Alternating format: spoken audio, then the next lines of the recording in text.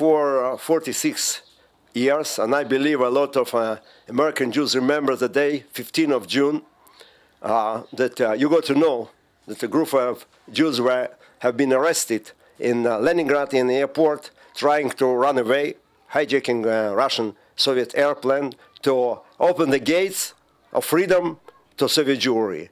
And I remember myself lying on the beton of the airport and thinking, whatever will happen, we did it.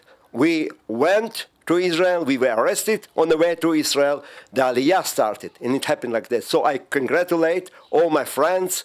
I was very moved to know about the tremendous support that we won among American Jewry, and I know as well as Mr. Malcolm Hoyline told me once, you know, he told me, we educated a whole generation on you. So it was both sides. You helped us, and we are helping you. Right? Educating, bringing close, and a lot of Jews coming here in Israel would say, you know, I decided to go on Aliyah because of your story.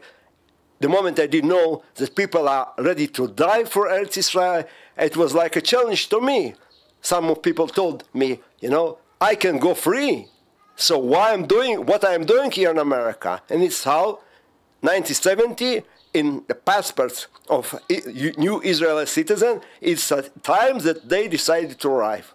Maybe later on, during our trial on December 1970, then the big demonstration and protests, and again, it's a big holiday for me. It's like a birthday, happy birthday, Am Israel. Today we see Prime Minister Netanyahu meeting with President Putin in Russia. What do you feel about that? Yeah, for many years, the relation between America, between a lot of years, the relation between Russia and Israel were very tense. As a matter of fact, after 1967, there was no relation at all. So I believe it is another achievement in our common struggle that Russia had to admit that Israel is an equal partner, at least in the Middle East, and I believe worldwide. And they understand that also we are much more smaller than them. We are as well a big power.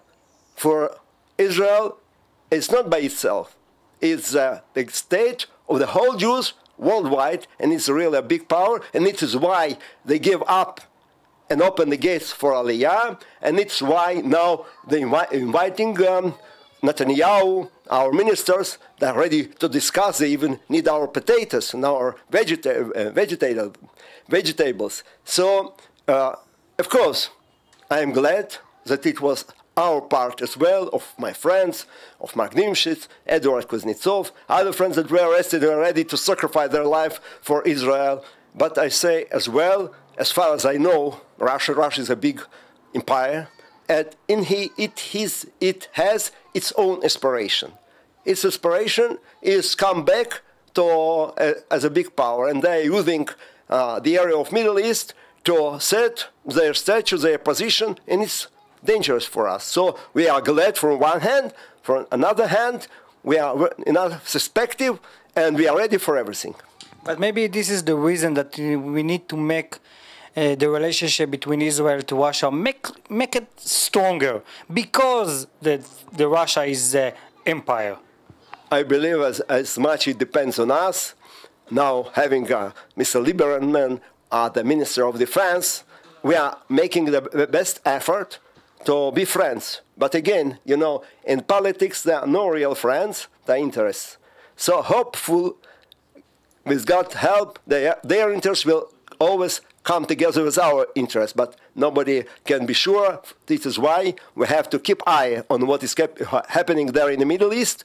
It's a very tense situation with Hezbollah, with Iran, with Assad. So it is good, but as we say, Israel has to be always strong, always tensed, and nobody can assure us, except of Ribbon Shel Olam, that Am Israel will continue and go on. Am Israel Chai.